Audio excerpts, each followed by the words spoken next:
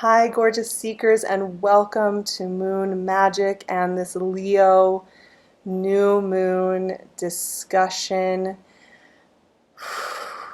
I'm coming at you with this discussion in the midst of a really powerful July. As you all know, it has been a July full of very intense energetic waves, very intense shiftovers, big uh, big influxes of energy, and all of that has been just moving us around. And so this new moon kind of closes out July in this really profound way.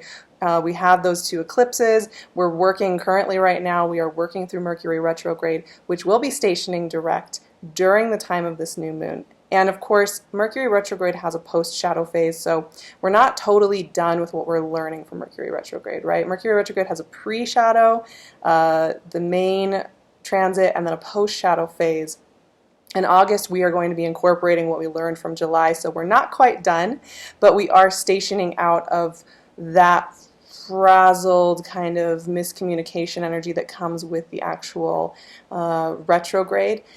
So this new moon's kind of a doorway, an opening into the next phase, right? And it's so poetic that it's on July 31st, the end of July, at the end of this powerful month and the end of this Mercury retrograde. So this is a new moon. It's happening on July 31st, going exact at 8:11 Pacific Standard Time, so 11:11 Eastern Time, which is cool. And this is a moon that's happening at 8 degrees of Leo. So Sun and Moon conjunct at 8 degrees of Leo. And also Venus is hanging out very close by. Venus is 4 degrees of Leo, so it's a pretty loose conjunction there, but 4 and 8 degrees of Leo, they're in conversation. So Venus, the Sun, and the Moon are all having this beautiful conversation as Mercury goes direct in Cancer. And it's a really sensitive, affectionate, loving new moon when you have that Venus energy in there, right? It's this playful energy. And Leo is a very powerful energy. For those of you who don't know, I am a Leo, and my birthday's in August, but Leo energy is all about being bold, being brave. It rules the heart chakra. It's about creativity, it's about children, it's about that vibrancy of leadership. It's got a lot to do with charisma. The shadow side of Leo can be the egotistical stuff and the need for constant like grooming, petting, affection, attention. You know, Leos can be known to be a little bit of an attention hog. We have our moments, I know that's true, but Leo is also about the heart. It's also about being bold, and it's also about courage. Having the courage to show up to things. And so this new moon is a very essential moment to have the courage to look at your patterning, to look at where you're loyal to things, to look at where you repeat the same things over and over again, and to look at where things are not working for you, and to take that leadership energy, that heart energy, and shift accordingly. You know, new moons are very incorporative energy. You know, we're slowing down, we're listening in, we're taking our time, we're planting our seeds of intention, right? And in Leo, we're doing that by really taking a firm, hard look at how we love, how we give of our affection, how we give of our energy, how we give of our sun energy. Now, Leos have to learn this lesson year in, year out, I'm pretty sure. Leos have to learn how to take care of their sun energy because people like it. They want to be around it. We want to give it to people. And everybody has Leo in their chart. And this moon is going to be like, I just want to give and give and give, regardless of what that patterning is. That maybe is not healthy for you. And because we're coming out of this Mercury retrograde that was talking a lot about boundaries, about self-mothering, about self-fathering, this is going to be a time where if there's any patterning that was showing up in July that was not working for you, you will be noticing that you're getting very clear messages about that, especially with Venus in the mix. What's not working for you anymore? What communication styles aren't working for you anymore? What scenarios aren't working for you anymore? You can also apply this to health and wellness, and where maybe you aren't getting the rest you want and you're not doing good bedtime rituals, what have you. There's a lot of different ways that this can apply this energy. Now, the other aspect of this moon, and this is pretty powerful, is Uranus is involved. So we have a lot of fixed sign energy working here because Uranus is at 6 degrees of Taurus, and then we have Sun, Moon, and Venus all talking in Leo. So Taurus and Leo are very loving, very loyal, very stubborn, very strong energies, right? They want to sustain things. They want to nurture things into being. They don't want to give up on things. And this fixed sign energy is really butting heads here, right? Because Uranus, Sun, Moon, Venus are having this square off. Now, Uranus is a planet of surprise, innovation, change, sudden change, electricity. Uranus, when he's in a conversation with anything, when he's in aspect with anything, there's always an element of surprise, of waking things up, of jolting things awake.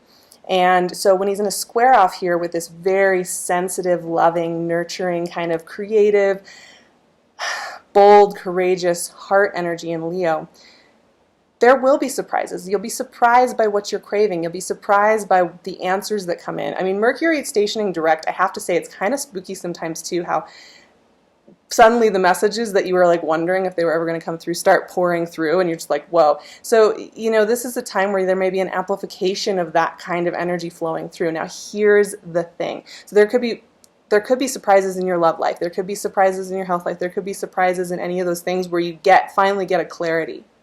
You finally get that shakeup. You finally get that thing, right? That's kind of what that square off does. But here's the thing. You have to be bold enough and brave enough to take the leadership of what you want to do with that information, because you have to be really honest with this new moon. You can let fantasy take you on a joyous journey of what you think things are going to be, the potential of things. But this moon isn't asking for that. It's not asking. We're not dealing with Neptune right now. We're not dealing with those other energies. We are in Leo season. We are out of Cancer season. We are out of Mercury retrograde, even though we're in post-shadow. So this is not a time of fantasy. This is not a time of the water energy. A lot of energy is in Leo at this time, and it's really, fire is about moving forward. Fire is about creating in the physical. Fire is about taking action that aligns with where you want to go.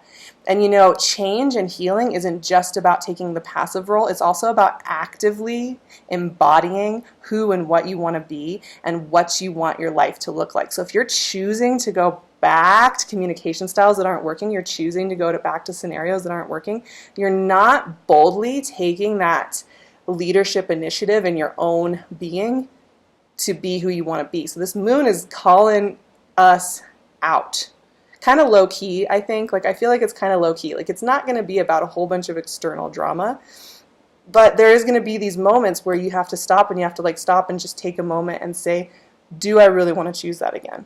Because it's spookily similar to what I did 2 years ago, even though you can rearrange the pieces in your mind to say, but it's a different person, it's a different scenario, it's a different road. It's like, if you're having the same feelings and it's feeling like the same pattern, it's something you don't want to tap into, right? So this moon kind of hits at that crux point where it calls the truth out when it comes to that. It makes me think of Brene Brown and vulnerability. And she always talks about the man in the arena, but she also talks about a bold life being one where you keep getting out there and keep trying things. And you're also really honest about the things that aren't working. And that's what this moon is all about. It's pretty simple. We have this conjunction with Venus and we have this square off with Uranus. They're both in these fixed signs. And we are working with the charisma of Leo. Now, Leos are sustaining energy and heart energy. Being a Leo is not always an easy gig. I think people think that Leos are kind of superficial and it must be such an easy gig. Ace of Swords, there's that clarity, right? But being a Leo is a whole journey into understanding what healthy boundaries when it comes to heart energy is. That's why Leos often seem a little over the top, or they often are in, really sad and tough relationships in life and often have to learn in really intense environments with that, because Leo's journey, Eight of Swords, woo! My Eight of Swords just loves to get involved, doesn't it? It's a journey of learning how to honor your sun energy. And this new moon is going to be asking you to do that with your actions and with who you're showing up for, who you are giving to, where you are setting your boundaries. Page of Pentacles. There is clarity in these cards, right? There are clarity in these cards, even with that Eight of Swords. Ace of Swords and Page of Pentacles. What is that about? That is about harsh messages coming through, but clear, crisp messages, right? Ace of Swords is like double-edged sword, but it's also clears you away from any ties that are no longer working for you. It clears you away from any befuddled, uncertain things. Page of Pentacles is about taking a proactive step, right? Hierophant. There's that Uranus energy, right? Let's go with that. Oh, the bottom of the deck was Ace of Cups, though. Okay, I like that. I'm going to include that. So we have this clarity. Now, that might take you into tailspin, right? You get some clarity. This can just be a download. This just could be something where you click things together in your mind. And then you have to kind of take that in. Now, Eight of Swords can be a useful energy because if it's pulling you back suddenly and like taking the wind out of your sails or knocking you off of your feet, it's slowing you down enough to actually listen in and not be reactionary. So you may feel blinded. You may feel blindsided. You may feel overwhelmed. You may feel like you don't really know what to do with the information, but that's okay. Slow down, listen in. Because your soul is talking to you here. This isn't about somebody externally talking to you and telling you, oh, I don't want this, whatever. This is your soul really telling you, is that working for you? Do you want to create and live that way? Are you able to give of your heart in the way that you want to give of your heart in this scenario? Is that really what you want? And so it's almost harder when your soul is speaking to you, right? Than when somebody external, you can say you're the victim of the situation. When your soul is saying, I'm not putting up with this anymore, you can't really ignore that, right? And so it can pull you into this very deep moment. But what that is doing for you right there, that cutting away, that clearing away, it's giving you the space to build the life you want. It's giving you the space to build the life you want. This is about a solid foundation. One of the things that's going on right now with the moon cycles and with the energy that's working with us is this is a time where it is not about the superficial anymore and the artificial, right? The things that aren't working for you are getting stripped away. I mean, you think about Saturn in Capricorn, Pluto in Capricorn, South Node of the Moon in Capricorn. These are very responsible earth energies. Uranus in Taurus. And these earth energy signs, it's not about airy-fairy. It's not about, even though this is a fire moon, which I'm super excited for, by the way, it's not about that quality of building. It's about the quality of building a foundation. It's about committing to things that work, that feel good, that feel like it helps you overflow with joy. And you have to feed the things that work for you. That's the flip side of the moon. I've been talking a lot about paying attention to what doesn't feel good and what feels like an old pattern, but this moon is also really good for connecting in with what you realize is really good for you. For connecting in with where you realize there is a new pattern being set and it's a good one. It's a new precedent that's allowing you to build a foundation. And here's what I want to say. There could be redirects. There have been a lot of redirects in July. I tell you what, like whiplash, right? It's been just whiplash in July as far as the redirects are concerned and where you think you're supposed to be focusing your energy. And this moon is kind of like a closeout of that. But if you're feeling around this new moon that you're having some new redirects, you're having some new information come in, take it. Take it. And that seems like a really general no, right? But here's the thing. What we often do is we get a redirect. We get a hit from a situation or scenario or a piece of information, and it makes us see the scenario differently. We realize we can't go back to seeing it the old way. And our conscious minds often want to obsess over the redirect, the thing that's closed down. Like if you imagine going through a spooky, misty forest and you're on your trail and there's a fork in the road and one of them just gets a tree blocked and that's the one you thought you wanted to go down. Are you going to sit there and stare at that tree and think about how you can't go over it and think about why you can't go over it and why would that happen? No, right? You look at that, okay, that road is blocked. This road is clear. Take your attention away from obsessing about why, how, what, no, and focus that attention on these good things that are coming in. Because I think what could happen with this new moon is you could very well get so sidetracked by what you do feel is leaving that you're not even paying attention to the fact that there's this giant doorway full of opportunity and good things coming in for you.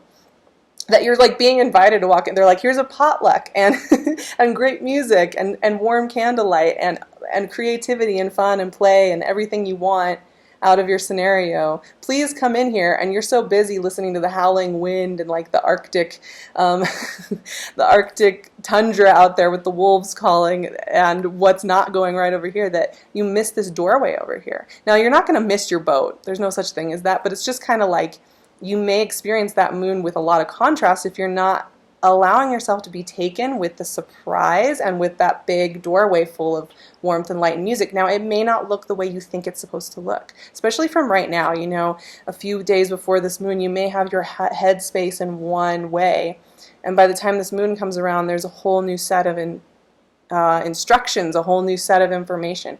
The other thing to keep in mind here with this whole idea of there being redirects and blockages and being open doors and things happening for you is that we are with this Mercury stationing direct, and it's a little bit of a rocky time.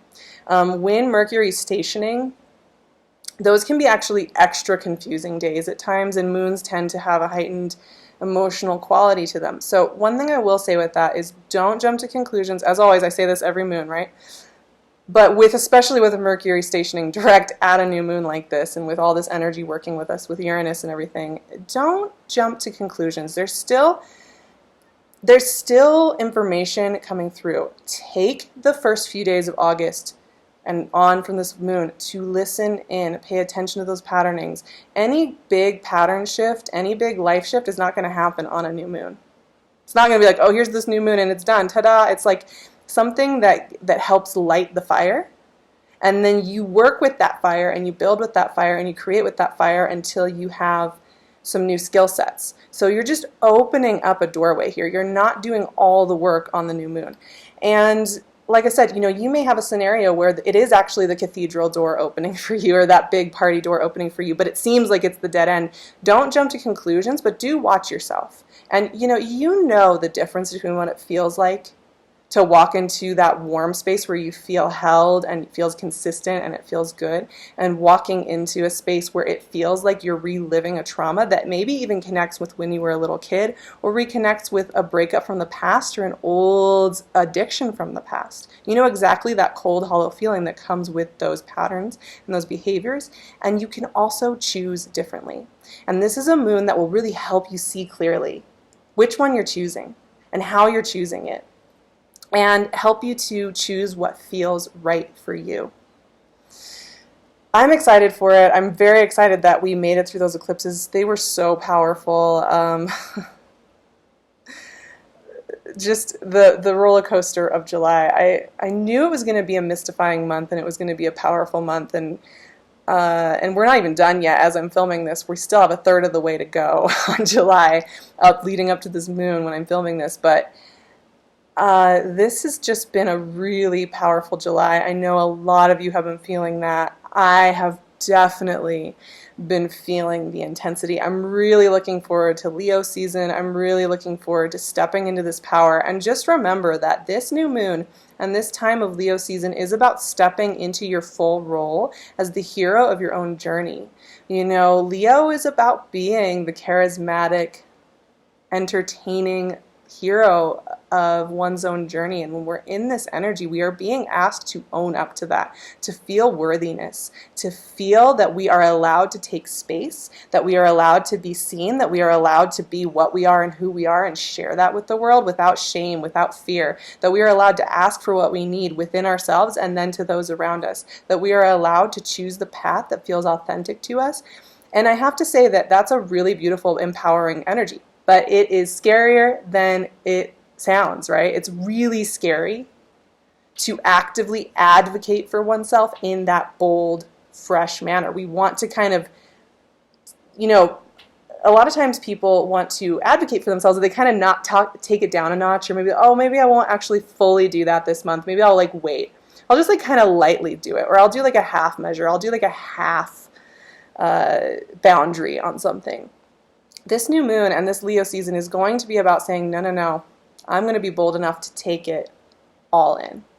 So take that with you. Remember, it's going to take courage. Be nice to your nervous systems. Be kind to yourself. Be gentle. Be nurturing. Remember that you're meant to be choosing the path of stability and meaning and consistency. and not the path of hunger and starvation and old patterning.